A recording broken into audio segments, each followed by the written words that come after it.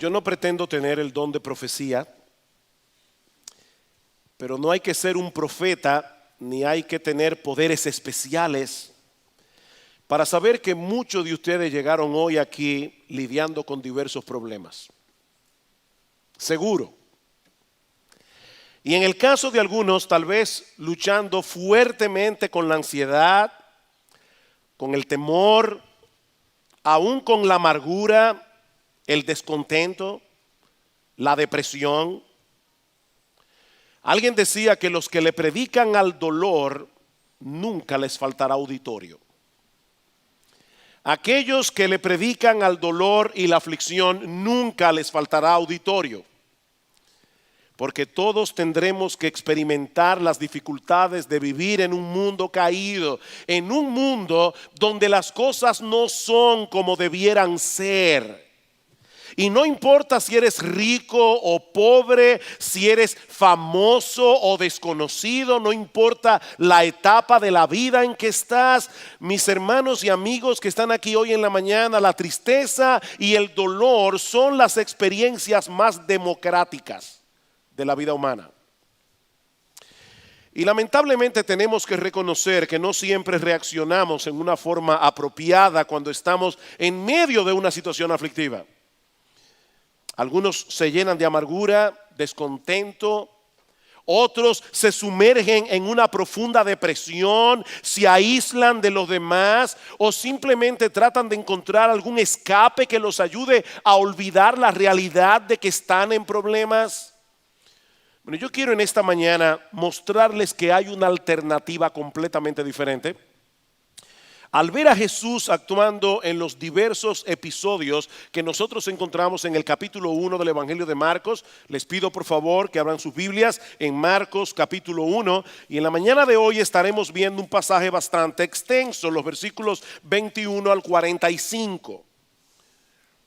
Marcos capítulo 1 para continuar nuestra serie de mensajes expositivos en el Evangelio de Marcos. No es mi intención obviamente detenerme en cada detalle de este pasaje tan extenso, sino más bien considerar de forma general la autoridad y el poder del Señor Jesucristo manifestándose de diversas maneras en este pasaje, comenzando con su enseñanza en la sinagoga de Capernaum, versículo 21. Y entraron en Capernaum y los días de reposo entrando en la sinagoga enseñaba. Y se admiraban de su doctrina porque les enseñaba como quien tiene autoridad y no como los escribas. Capernaum era un puerto marítimo en el noroeste de Galilea, en donde el Señor estableció por lo menos durante un tiempo su cuartel general durante su ministerio en esta región. Tanto así que Mateo se refiere a Capernaum en una ocasión como la ciudad del Señor, Mateo 9:1.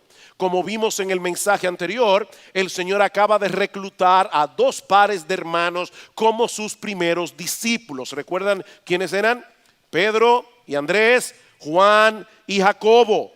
Y dice en el versículo 21 que todos ellos se fueron a Capernaum, y ahora voy a leer de la versión de las Américas. Dice, e inmediatamente que llegó el sábado, entró en la sinagoga y comenzó a enseñar. ¿Y qué era la sinagoga? Bueno, era el lugar donde los judíos se reunían, aquellos que vivían fuera de la ciudad de Jerusalén, que era donde estaba el templo, para adorar y estudiar las escrituras en el día de reposo, es decir, en el día sábado. En el resto de la semana las sinagogas funcionaban como escuelas o como tribunales donde se juzgaban los casos menores. Y el culto en la sinagoga en el día sábado era muy similar al de las iglesias cristianas en el día de hoy. Luego de la lectura de las escrituras, el líder de la sinagoga seleccionaba una persona calificada, no tenía que ser un sacerdote, no tenía que ser un rabino necesariamente, podía ser un laico que enseñara el contenido del pasaje que se acababa de leer. Y en la providencia del Señor, ese día el líder de la sinagoga escoge a Jesús. Nosotros no sabemos cuál fue el contenido de sus enseñanzas, Marcos no lo revela, pero él sí resalta la reacción que la enseñanza de Cristo provocó. Versículo 22, otra vez, se admiraban de su doctrina. Se admiraban de su doctrina. Esta palabra transmite la idea de ese tipo de asombro que sacude a las personas, ese asombro que las saca de su estado normal. ¿Alguna vez han tenido una impresión así? Que usted no sabe qué pensar ni qué decir. La gente estaba atónita, sobrecogida, boquiabierta, confundida, porque nunca en su vida habían escuchado a nadie enseñar las escrituras de esa forma. Marcos dice que él enseñaba como quien tiene autoridad. Y añade esta nota, no como los escribas eran los profesionales intérpretes de la ley. Los escribas tenían una autoridad de segunda mano. Ellos basaban su enseñanza en la enseñanza de otros rabinos o de otros escribas a los que citaban constantemente. Esto dice el rabino tal o esto dice el escriba tal. Pero Jesús era un maestro diferente. Él hablaba con la plena convicción de que sus palabras eran las palabras de Dios mismo. ¿Recuerdan ustedes el Sermón del Monte? Oísteis que fue dicho, pero yo os digo. Esto es lo que los rabinos les han enseñado hasta ahora acerca de este texto. Pero yo les traigo la interpretación correcta de las Escrituras. Yo les traigo la única interpretación que tiene validez.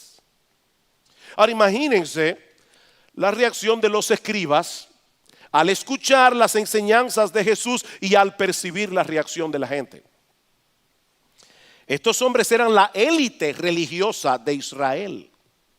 Ellos eran los maestros de las escrituras por excelencia, aquellos que las personas escuchaban con respeto y con admiración hasta que llegó Jesús. Un hombre que ni siquiera había sido entrenado por ellos para ser un intérprete profesional de la Biblia.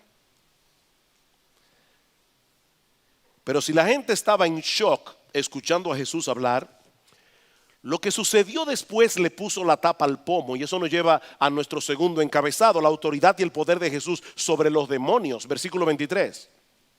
Pero había en la sinagoga de ellos un hombre con espíritu inmundo, un endemoniado, que dio voces diciendo: ¿qué tienes con nosotros, Jesús Nazareno? ¿Has venido para destruirnos? Sé quién eres, el Santo de Dios. Ese día había un hombre endemoniado en la sinagoga de Capernaum, es decir, de Satanás. Pero casi era una sinagoga de Satanás. En la sinagoga de Capernaum había una persona endemoniada. Hermanos, una iglesia o un lugar de adoración es el último lugar donde esperaríamos, ¿verdad?, encontrar una persona endemoniada. No necesariamente. El diablo tiene sus secuaces y los tiene en todas partes. Así que este hombre fue a la sinagoga ese sábado. Probablemente había estado allí antes, pero no pudo soportar las enseñanzas de Jesús. ¿Quién sabe cuántas veces este individuo había visitado la sinagoga sin que nada le hubiera molestado? Pero ese día fue completamente diferente porque era Jesús el que estaba enseñando las escrituras. ¿Saben una cosa, mis hermanos?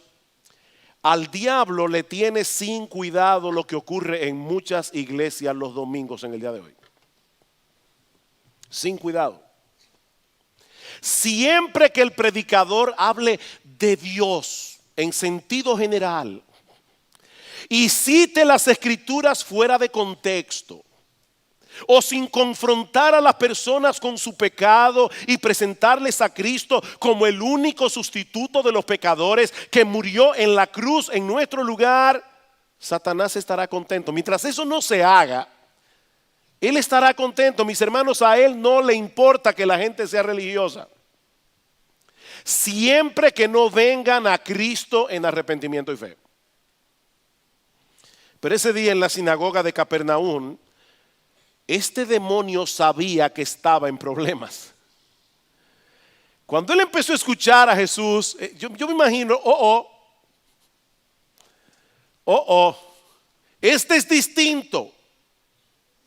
Este demonio sabía que él no se estaba enfrentando con una religión vacía y ritualista, sino con el mismo Hijo de Dios en persona.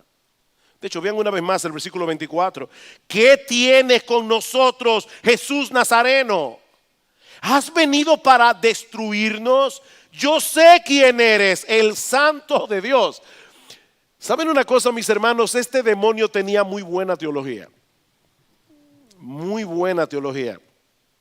Él sabía que Jesús era 100% humano y 100% divino. Le llama a Jesús Nazareno, su identidad como hombre. Y al mismo tiempo lo reconoce como el Santo de Dios, que había venido a destruirlos. Él sabía que la llegada del Hijo de Dios era un momento decisivo en la historia, que iba a traer como consecuencia la derrota final de Satanás y de todas las huestes demoníacas.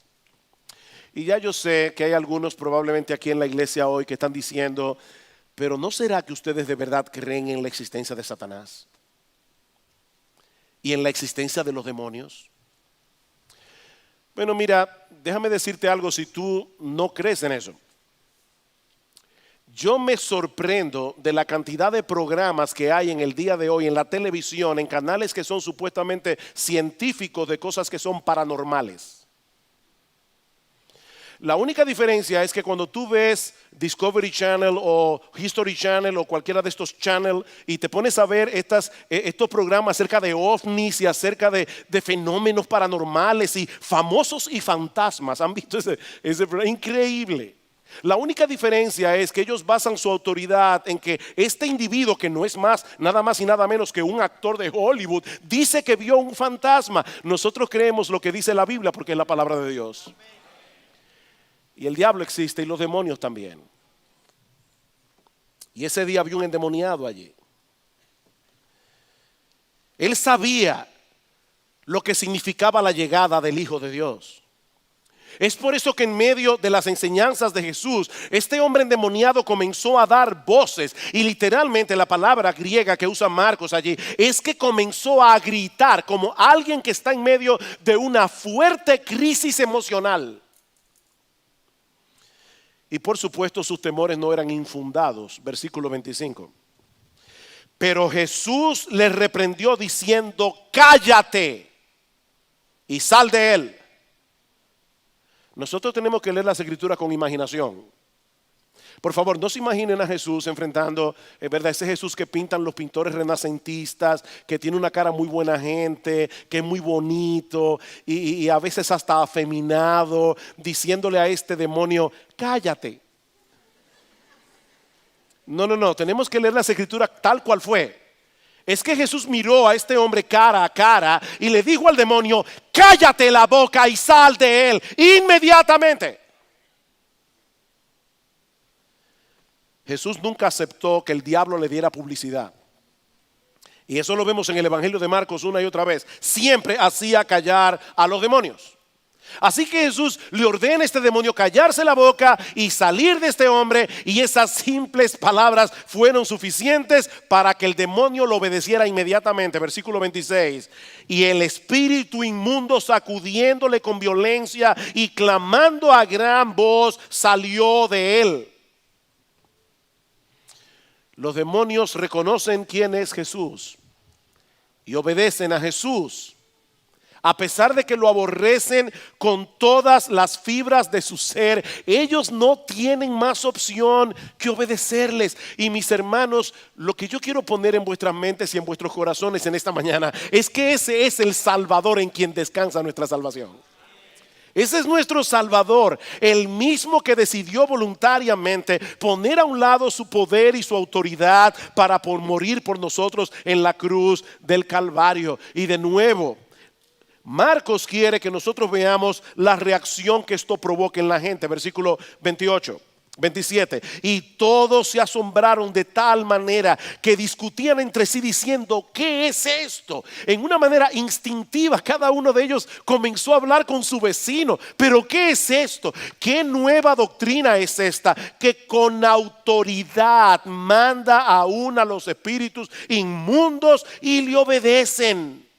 Y muy pronto se difundió su fama por toda la provincia alrededor de Galilea. Los judíos estaban familiarizados hasta cierto punto con la práctica del exorcismo, el sacar fuera demonios. Pero las personas que pretendían hacer ese tipo de cosas usaban fórmulas y encantamientos para expulsar a los demonios supuestamente. Pero eso no fue lo que hizo Jesús. Eso no fue lo que hizo Jesús. Él simplemente mandó y el demonio obedeció. Cállate y sal de él. Así de sencillo. La palabra que sale de su boca fue la misma que creó y sostiene el universo, a la que ni siquiera los demonios se pueden resistir. ¿Ustedes recuerdan aquel episodio que se narra en los evangelios de Mateo y de Lucas? No aparece en Marcos, de un centurión que le pidió a Jesús que sanara a su criado, a uno de sus criados que estaba gravemente enfermo. Los centuriones eran comandantes del ejército romano que tenían bajo su cuidado, bajo su mando, una centuria, y una centuria estaba compuesta por 80 soldados. Y este centurión, este hombre de autoridad, viene a Jesús y le pide que sane a su criado. Jesús le dice: yo iré y le sanaré. Pero él responde con estas famosas palabras: Señor, no soy digno de que entres bajo mi techo. Solamente di la palabra y mi criado sanará, porque también yo soy hombre bajo autoridad y tengo bajo mis órdenes soldados. Y a este digo: ve y va, y al otro: ven y viene, y a mi siervo: haz esto, y lo hace. ¿Saben lo que este hombre le está diciendo a Cristo? Señor, tú tienes autoridad sobre todas las criaturas, sobre todos los elementos del universo. Cuando tú das una orden, toda la creación te obedece, así como cualquiera de mis soldados o cualquiera de mis criados responde a las órdenes que yo doy. Nada ni nadie puede resistir tu voz de autoridad. Eso es lo que el centurión le está diciendo. Es por eso que Jesús se asombra al ver la fe de este hombre que ni siquiera era judío. Dice: al oírlo Jesús se maravilló y dijo a los que le seguían: de cierto os digo que ni aún en Israel he hallado tanta fe. Mis hermanos, nosotros podemos confiar plenamente en nuestro bendito, glorioso, extraordinario, maravilloso Señor y Salvador Jesucristo, porque nada ni nadie se resiste a su autoridad, independientemente de las circunstancias a nuestro alrededor. No hay absolutamente nada que esté fuera del alcance de su poder. Pero podemos confiar también en Él porque Él es un Salvador compasivo, como vemos en los versículos 29 al 31. La autoridad de Jesús en su enseñanza, la autoridad de Jesús sobre los demonios. Veamos ahora en tercer lugar la autoridad de Jesús sobre las enfermedades. Dice: al salir de la sinagoga vinieron a casa de Simón y Andrés con Jacobo y Juan. Y la suegra de Simón estaba acostada con fiebre. Y enseguida le hablaron de ella. Entonces él se acercó y la tomó de la mano y la levantó. E inmediatamente la fiebre le dejó y ella les servía. Jesús sale de la sinagoga con Juan y Jacobo, Pedro y Andrés, y se dirigen a casa de Pedro, donde se encuentra su suegra acostada con fiebre. Y Lucas, que era médico, dice en su evangelio que tenía una gran fiebre. Por supuesto, una nota al margen aquí: de más está decir que Pedro era casado, ¿verdad? Porque no hubiera podido tener suegra. Yo sé que a algunos le encantaría tener esa, ¿verdad?, ese negocio de tener esposa y no tener suegra, pero eso es otro tema. El punto es que Pedro evidentemente, ¿verdad?, era un hombre casado. Y de hecho, tal parece que se llevaba bien con la suegra, porque dice que de inmediato él llegó a la casa, le hablaron al Señor para que la sanara. No dijo déjala así. No, él quiso que la suegra se sanara. Y hermanos, de nuevo es sorprendente la sencillez con que Marcos narra este milagro de sanidad. A mí me sorprende. Si fuéramos nosotros escribiendo esta historia, nos encantaría añadir detalles que hicieran esto bien sorprendente. Pero Marcos lo dice con tal sencillez. Dice que Jesús la tomó de la mano, la levantó y de inmediato le dejó la fiebre y ella les servía. Nosotros no sabemos si la suegra de Pedro tenía una infección, si era un ataque viral, si era alguna otra enfermedad, pero así como el demonio obedeció de inmediato la orden de Jesús, el cuerpo de esta mujer reaccionó a su poder y autoridad. Solo Jesús habló y todo en el cuerpo, y los que son médicos aquí pueden imaginarse todo el proceso, ¿verdad? Todo en el cuerpo de esta mujer comenzó a recomponerse. La fiebre desapareció de inmediato y ella no tuvo que guardar cama de convalecencia. No. De inmediato su vigor volvió a ella. De una vez se levantó de la cama y comenzó a servirle. ¿Cuándo fue la última vez que tú tuviste fiebre? ¿Tú recuerdas cuando la fiebre se va, que uno queda apaleado? Jesús sanó a esta mujer y ella saltó de inmediato de la cama y comenzó a servir. Ahora recuerden que los evangelios son biografías teológicas. Ese es un término que yo quiero grabar en vuestra mente. Los evangelios son biografías teológicas. Todo lo que Marcos incluye en su evangelio tiene el propósito de mostrarnos algo acerca de la persona y de la obra, de la misión de Jesús. Así que no debemos desconectar lo que Marcos está narrando en estos versículos de lo que vimos hace unos domingos atrás. Los versículos 14 y 15, cuando el Señor comenzó su ministerio en Galilea. Dice que el Señor llegó a Galilea predicando el evangelio del reino de Dios, diciendo: el tiempo se ha cumplido, el reino de Dios se ha acercado. Perdón. De manera que todo ese despliegue del poder y la autoridad de Jesús sobre los demonios, sobre las enfermedades, no es más que un anticipo de lo que sucederá cuando el Señor establezca finalmente su reino en la tierra. Ese reino ya fue inaugurado con la llegada de Jesús, pero será definitivamente consumado en su segunda venida. Y esto es solo un anticipo. Mis hermanos, va a llegar el día en que Dios enjugará toda lágrima de nuestros ojos, como dice Juan en Apocalipsis 21, y ya no habrá muerte, ni habrá más llanto ni dolor, porque las primeras cosas pasaron. De manera que todos esos milagros nos mueven a mirar hacia el futuro con esperanza. Miren lo que sucedió cuando el Rey de Reyes se introdujo en la historia, es lo que Marcos nos está diciendo. Imagínense cómo será cuando su poder y señorío hayan erradicado de la tierra todas las consecuencias terribles que vinieron por causa del pecado. Piensen otra vez en la suegra de Pedro. Ella estaba débil y enferma, momentáneamente inutilizada por la fiebre, hasta que llegó Jesús y la restauró. Como dice Sinclair Ferguson, este milagro nos da un breve vistazo de lo que sucederá cuando venga el reino de Dios en su forma final al regreso de Cristo. Él vendrá y restaurará el mundo bajo su autoridad. Ahora, recuerden también que todo esto estaba sucediendo en el día de reposo. No olviden eso. Estamos todavía en el mismo día cuando Jesús fue a la sinagoga, cuando predicó la palabra, cuando sacó el demonio, fue en el mismo día. Los judíos guardaban el día de reposo de puesta de sol del viernes a puesta de sol del sábado.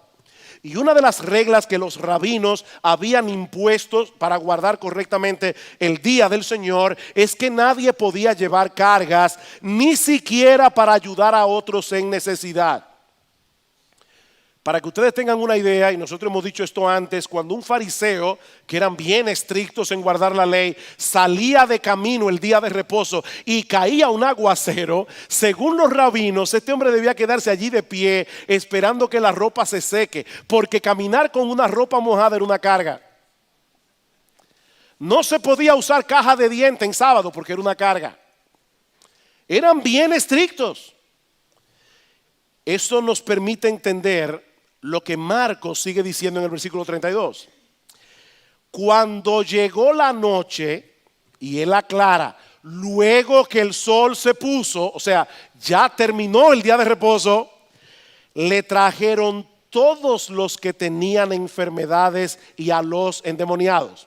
O sea, ellos esperaron, terminó el día de reposo, ahora podemos llevar cargados a nuestros enfermos para que Jesús los sane. Y toda la ciudad se agolpó a la puerta y sanó a muchos que estaban enfermos de diversas enfermedades y echó fuera muchos demonios y no dejaba hablar a los demonios porque le conocían. Con todo lo que había sucedido hasta este momento, la fama de Jesús se había esparcido como un reguero de pólvora. Así que muchísima gente se acerca a la casa al final del día de reposo, trayéndole personas enfermas, y debemos suponer que allí había todo tipo de enfermedad, muchos que estaban siendo oprimidos por demonios, a los cuales Cristo no les permitía hablar. En el pasaje paralelo del Evangelio de Lucas dice que muchos demonios salían dando voces diciendo: tú eres el Hijo de Dios. Pero él los reprendía y no les dejaba hablar porque sabían que él era el Cristo. Ven una vez más, hermanos, los demonios tienen buena teología.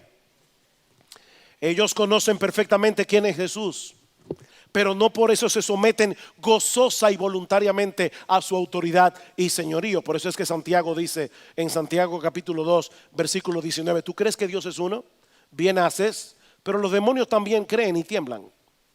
Hay muchas personas que tienen la fe de los demonios. Ellos saben quién es Jesús, ellos saben que Jesús es el Mesías, pero ellos no se someten a Jesús. ¿Qué tan grave eran los enfermos que traían al Señor Jesucristo? O sea, eran personas que tenían una fiebre como la suegra de Pedro, que tenían un dolorcito de cabeza, porque el texto dice diversas enfermedades. Bueno, para que tengamos una idea del tipo de enfermos que Jesús sanaba, en los versículos 40 al 42 tenemos la sanidad de un leproso. Y vino a él un leproso rogándole e hincando la rodilla. Y le dijo: si quieres, puedes limpiarme. Y Jesús, teniendo misericordia de él, extendió la mano y le tocó. Y le dijo: quiero, sé limpio. Y así que él hubo hablado, al instante la lepra se fue de aquel y quedó limpio. La lepra ha sido casi totalmente erradicada en Occidente, pero en los días del Señor era una enfermedad muy temida, no solamente por las consecuencias físicas, y no voy a entrar aquí en detalles, pero es terrible padecer de lepra, sino también por las connotaciones sociales de la lepra. Los leprosos eran totalmente apartados de la sociedad, totalmente apartados de sus familias. Ningún judío se atrevía a tocar a un leproso, no solo por temor a contagiarse, sino también porque el contacto con algún enfermo de lepra traía como consecuencia impureza ceremonial. Eso quiere decir que por cierto tiempo esa persona que había tocado al leproso no podía participar de las ceremonias religiosas en el templo. Y eso puede explicar cómo fue que en medio de este gentío alrededor de Jesús, el leproso pudo llegar hasta él. O sea, imagínense, a medida que este leproso avanzaba, la gente le dejaba el claro. Y él llega hasta Jesús. Los leprosos debían vivir fuera de la ciudad, agrupados en colonias, sin ningún contacto humano, sin familia, sin amigos, sin afecto, sin esperanza. Uno a veces lee la Biblia y no se pone en el lugar, ¿verdad?, de lo que está sucediendo allí. Un leproso, mis hermanos, carecía de cosas tan simples y a veces tan importantes como un apretón de mano en la calle. El hecho de que alguien le sonriera o le compartiera una buena noticia. Los leprosos no podían participar de las fiestas religiosas, no podían visitar las sinagogas, no podían mezclarse con la gente en el mercado. Literalmente era como estar muerto en vida. Y de alguna manera este leproso recibe información acerca de Jesús. Y él estaba completamente convencido de que el Señor era capaz de sanarlo, a pesar de que su lepra era muy avanzada. Lucas, otra vez, que era médico, dice en su evangelio que él estaba lleno de lepra. Su condición era terrible, pero ¿saben qué, mis hermanos? La fe que él tenía en Jesús era más grande que su enfermedad. Versículo 41. 40. Señor, si quieres, puedes limpiarme. Si quieres, puedes limpiarme. En otras palabras, yo sé, Señor, que tú tienes todo el poder, toda la autoridad para hacer que esta lepra desaparezca por completo con solo quererlo. Tu voluntad y tu decisión son suficientes para que yo quede sanado. Y el Señor confirma que el leproso tenía razón. Versículo 41. Y Jesús, teniendo misericordia de él, me encanta esto, extendió la mano y le tocó. Y le dijo, quiero, sé limpio. Mis hermanos, probablemente este fue el primer contacto físico que este hombre recibía en años. El primer contacto físico. Miren, esta acción de Jesús de tocar al leproso fue tan inusual que Mateo, Marcos y Lucas mencionan el detalle. Nuestro Señor Jesucristo no era un milagrero profesional. Él era un salvador compasivo y misericordioso. Él pudo sanar al leproso a distancia. Él pudo decirle, sí quiero, sé limpio. Con solo el poder de su palabra. De hecho, noten que en el versículo 42, Marcos dice que tan pronto él hubo hablado, versículo 42, y así que él hubo hablado, al instante la lepra se fue de aquel y quedó limpio. Así que Jesús desde el principio pudo haber sanado a ese hombre solo con el poder de su voz. Pero Él es tan compasivo, Él es tan misericordioso, Él es tan tierno. A medida la gente que tiene autoridad, ¿verdad?, suelen ser fríos y arrogantes. No, Jesús tenía toda la autoridad de todo el universo. Pero Él es bueno, Él es tierno y compasivo. Y Él quiso darle al leproso el regalo adicional de un toque físico. Y lo interesante es que en vez de que Jesús se contaminara por haber tocado al leproso, el toque de Jesús hizo que el leproso quedara purificado. Dice Donald Carson, cuando Jesús entra en contacto con la suciedad, no con la sociedad, aunque la sociedad tiene mucha suciedad, pero Carson dice, cuando Jesús entra en contacto con la suciedad, Él nunca se ensucia. Más bien su mano tiene el poder de limpiar la podredumbre. ¿Qué hemos visto hasta aquí? La autoridad de Jesús en la enseñanza, la autoridad de Jesús sobre los demonios, la autoridad de Jesús sobre las enfermedades. Pero hay un episodio más en medio de este pasaje que nos ayuda a poner en perspectiva la autoridad y el poder de Jesús. Los versículos 35 al 39. Como hemos visto hasta aquí, mis hermanos, Jesús tuvo una vida muy agitada. Lo que el Señor hacía en un solo día, probablemente a muchos de nosotros nos tomaría una semana. No porque él era un superhombre, sino porque él tenía una perspectiva muy clara de la misión que su padre le había encomendado. Mis hermanos, nunca debemos olvidar que la naturaleza humana de Jesús era tan humana como la tuya y como la mía, excepto que él no tenía pecado, como nos recordaba Jerry Bridges la semana pasada. Así que él se cansaba, igual que tú y que yo. Por favor, hermanos, no se imaginen a Jesús como una especie de Superman. Él era un ser humano como tú y como yo, pero él vino a hacer la voluntad de su Padre y esa determinación gobernaba su vida, esa determinación gobernaba su agenda. Versículo 35. Levantándose muy de mañana, siendo aún muy oscuro, salió y se fue a un lugar desierto y allí oraba. El Señor nunca permitió que las presiones de la gente, ni siquiera las necesidades legítimas de los demás, estorbaran su comunión con su Padre Celestial. No solo porque él amaba a su padre, él amaba estar con su padre, sino también porque él sabía que él no podía llevar a cabo la obra que se le había encomendado a menos que dependiera de él en oración. Y yo creo que Dios le está diciendo algo a Iglesia Bíblica del Señor Jesucristo. La semana pasada Eduardo predicó en la noche y habló en Efesios capítulo 6 acerca de la oración.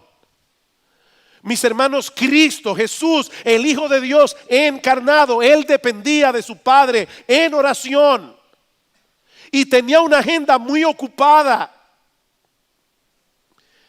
Yo no sé si ustedes son como yo, pero debo confesar, mis hermanos, que muchas veces, más de lo que yo quisiera, me he visto a mí mismo orando apresuradamente, incluso más vergonzoso todavía, dejando de orar porque tengo muchas cosas que hacer. Cuando, mis hermanos, debiera ser al revés. Es precisamente cuando estamos más ocupados, cuando tenemos la agenda más llena, que necesitamos depender más de Dios en oración. Imagínense a un jardinero dejando de amolar sus tijeras porque está demasiado ocupado para perder el tiempo haciendo eso. ¿Saben lo que va a suceder?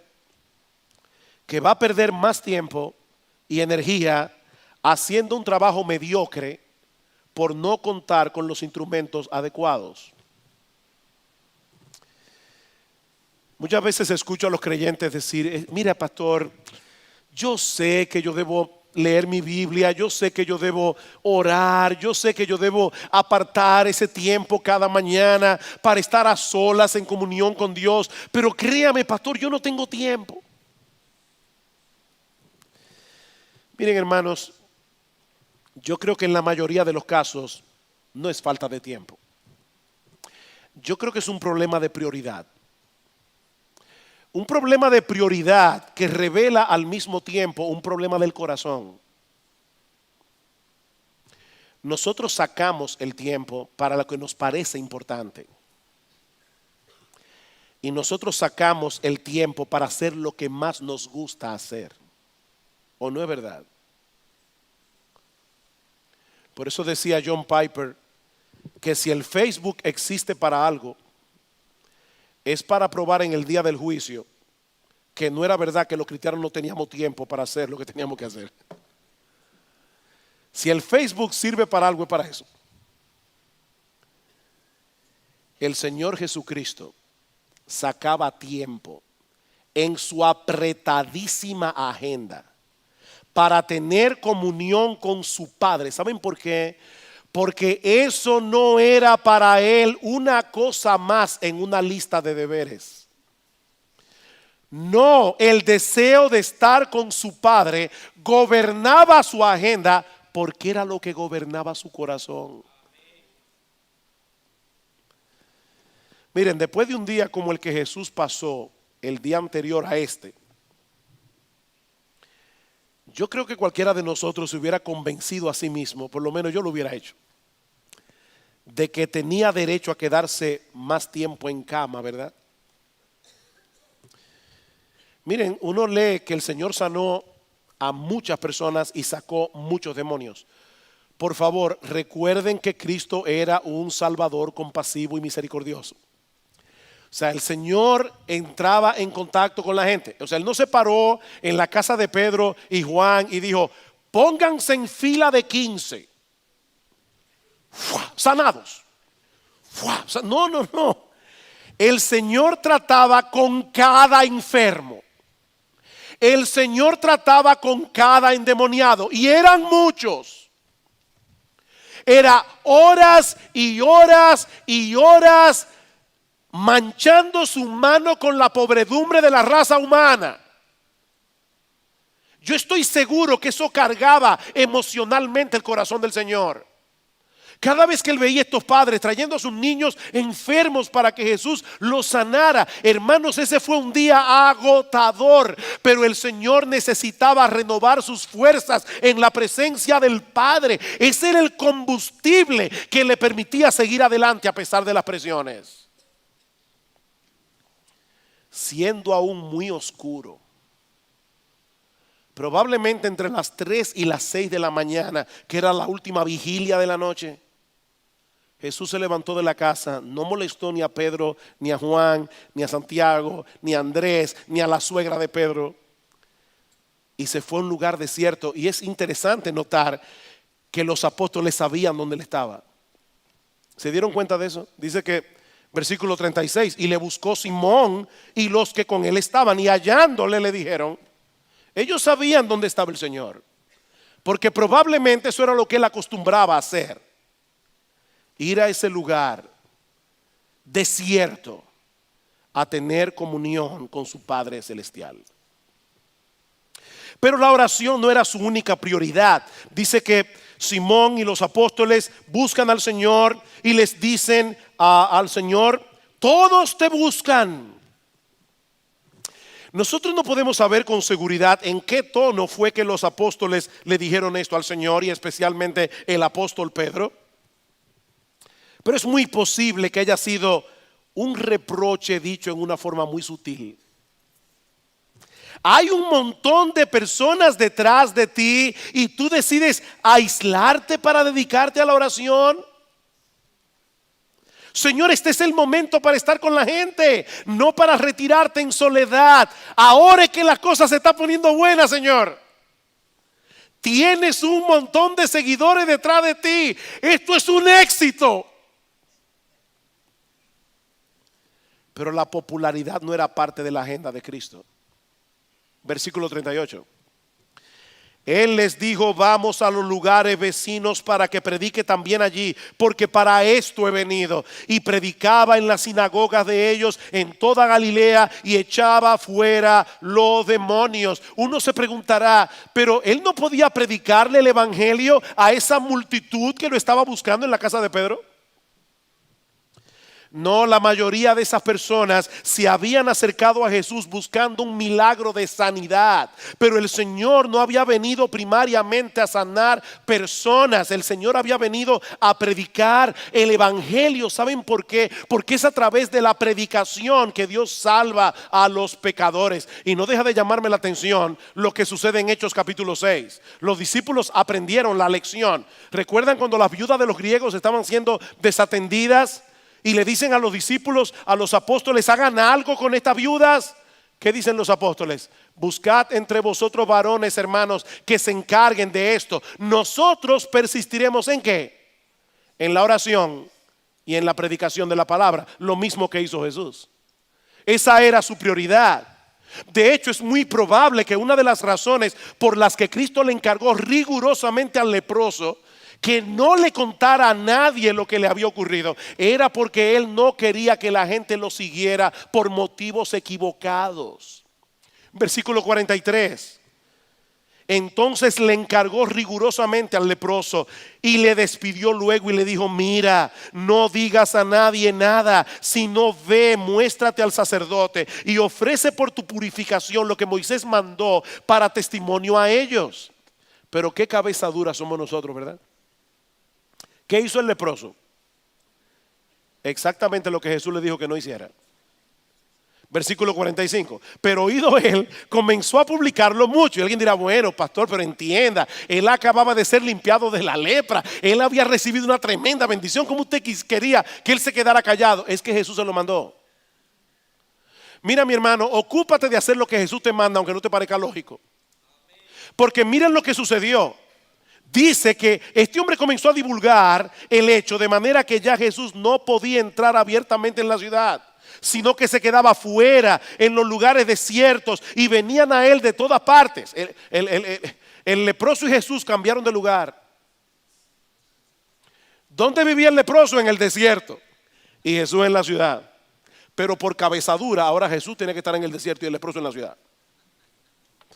Ahora el punto es, hermanos, que Jesús no quería que la gente lo siguiera por motivos equivocados. ¿Saben cuánta gente van a las iglesias en el día de hoy buscando un milagro de cualquier tipo? Dice un comentarista, Jesús no quería personas que estuvieran meramente detrás de los milagros. Él quería seguidores que lo estuvieran buscando a él. Las personas siempre son tentadas por lo sensacional, pero Jesús desea seguidores que tengan anhelo por la verdad y que quieran conocerle a Él. Él no quiere personas que vengan a Él para obtener otra cosa que ellos quieren. Él quiere personas que vengan a Él para obtenerlo a Él. Jesús es suficiente. No todos los que siguen a Jesús son sanados de sus enfermedades. Dios tiene un plan diferente con cada uno de sus discípulos. Pero todos serán librados de la esclavitud del pecado. Todos serán librados de la condenación del infierno. Y todos disfrutarán del extraordinario regalo de tener a Jesús como Señor y Salvador. Así que, mis hermanos, cuando estemos en medio de una situación aflictiva, nuestra esperanza no es que Jesús hará lo que nosotros queremos que Él haga. No, nuestra esperanza es que Él hará lo que Él sabe que es lo mejor para nosotros. Como dice John Piper, vamos a tener todo lo que necesitamos en esta vida. Ay, qué bueno, amén. Vamos a tener todo lo que necesitamos en esta vida, incluyendo cosas dolorosas que son necesarias para llevarnos a la gloria. Es necesario que a través de muchas tribulaciones entremos en el reino de Dios. Mis hermanos, nosotros tenemos un gran Salvador en el que podemos confiar plenamente en medio del dolor y la aflicción. Él tiene poder y autoridad absolutos sobre todas las criaturas y cosas. Nadie puede impedir que Él lleve a cabo lo que Él se ha propuesto hacer en nuestras vidas. Nadie. Aunque nosotros muchas veces no podamos entender lo que Él está haciendo. Y de verdad que la verdad es que la mayoría de las veces nosotros no entendemos lo que Él está haciendo. Y seamos honestos, muchas veces no nos gusta lo que Él está haciendo. Pero Él es Jesús. Y Él sabe lo que hace. Él sabe lo que hace. Mis hermanos, Él está sentado en su trono. Él está sentado en su trono, gobernando todas las cosas. Para su gloria, para la expansión de su reino, para el cuidado de su iglesia, para bendecir a cada uno de aquellos a quienes Él compró con el precio de su sangre. Tú eres precioso a los ojos de Jesús. Y Él no está lejos, Él está ahí. Él está ahí. Él no bendice a control remoto. Él está ahí, al lado tuyo.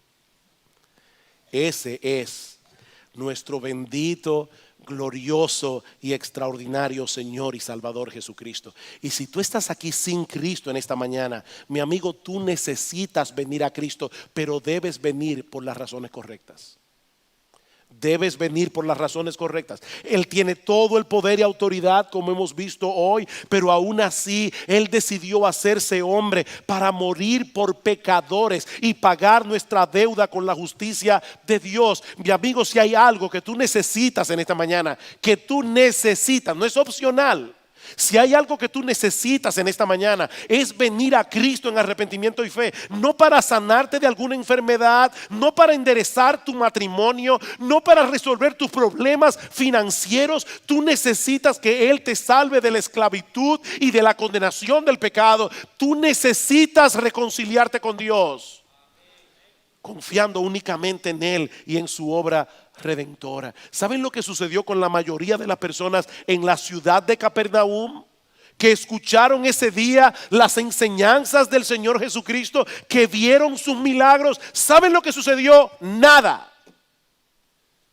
Absolutamente nada.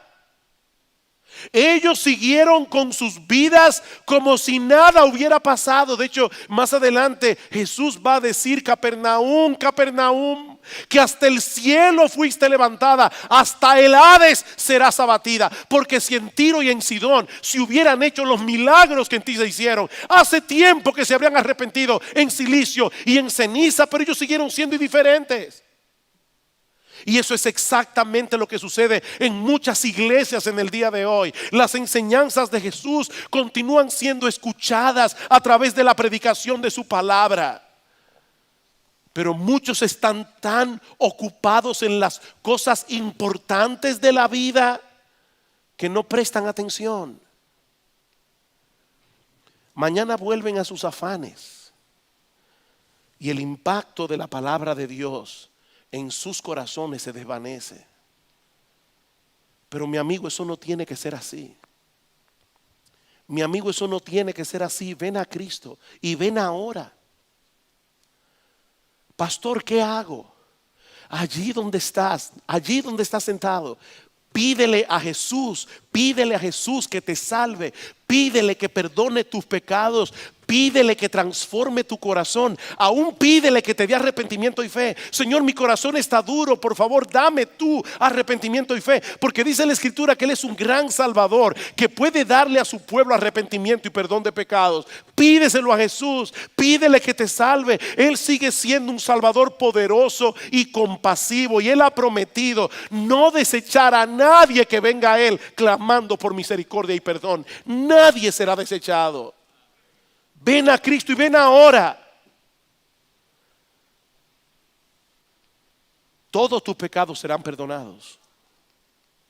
Y hoy, Él te dará gratis, de pura gracia, el don de la vida eterna. Ven a Cristo.